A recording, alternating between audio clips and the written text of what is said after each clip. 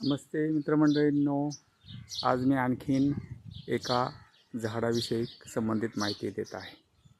समोरील झाड कोणतं आहे हे तुम्हा सगळ्यांना ज्ञात आहे। शिवाच्या पिंडीवर वाहतो आपण असा हा बेलवृक्ष आहे। याला मोठमोठाली बेलफळं देखील येतात। तसे झाड छोटं आहे, साधारणतः 2-3 वर्षाचा असेल।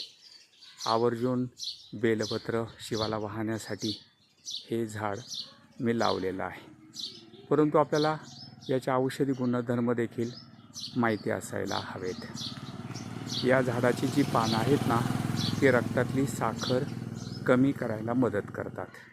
फक्त एवढेच आहे की प्रमाणापेक्षा जास्त वापर करायचा नाही। जर आपल्या स्वतःच्या रहनसहनमध्ये सकाळच्या पहारी आपण याचं एक त्रिदल घेतलं आणि ते तावून जर खाल्लं तर आपली शुगर बॅलन्स व्हायला खरोखर या पानाच्या रसाने मदत होते। असा हा बेलवृक्ष आहे, पवित्र आहे। आपण धार्मिक गोष्टींसाठी याचा वापर करतोच, तसाच आयुर्वेदिक गोष्टींसाठी पण याचा आपण वापर करायला काही हरकत नाही। या झाडाला येणारं जे बेलफळ आहे ते देखील आपण शिवाला वाहतो। बेलफळाचं वैशिष्ट्य म्हणजे याचा सरबत बनवतात।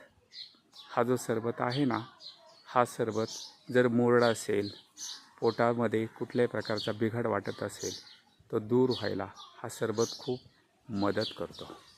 असेच नवनवीन व्हिडिओ पाहण्यासाठी माझ्या चॅनलला लाईक करा, सबस्क्राईब करा। जय हिंद।